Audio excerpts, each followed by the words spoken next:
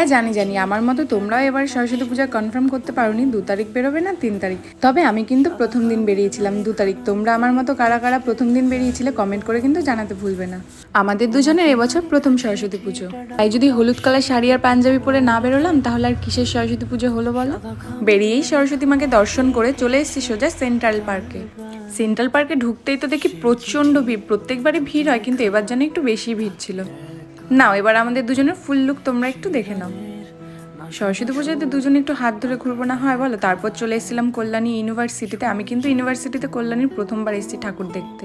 এইবার বলো তোমরা কারা কারা জানো আমি খিচুড়ি প্রসাদ খেতে ভীষণ ভালোবাসি। আমরা দুজন তো বিকেলবেলা ঘুরে নিয়েছি, এবার বেরোনোর পালা আমাদের পুরো গ্রুপের। তাই পুরো গ্রুপ মিলে হাঙ্গামা করতে চলে এসেছি দা বেঙ্গল ধাবাত।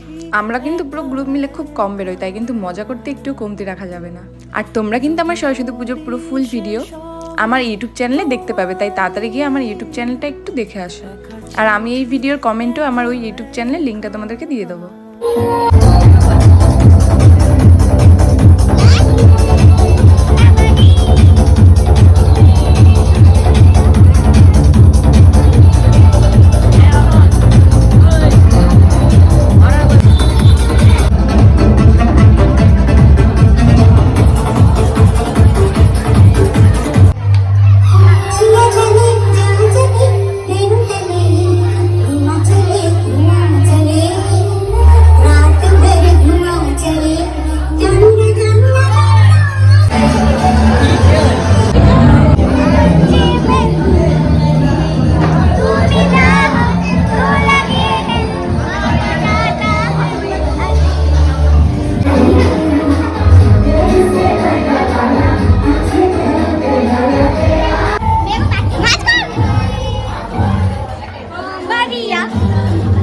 দেখলে তো যেমন কথা তেমন কাজ, মজা করতে কিন্তু একটু খামতি রাখিনি।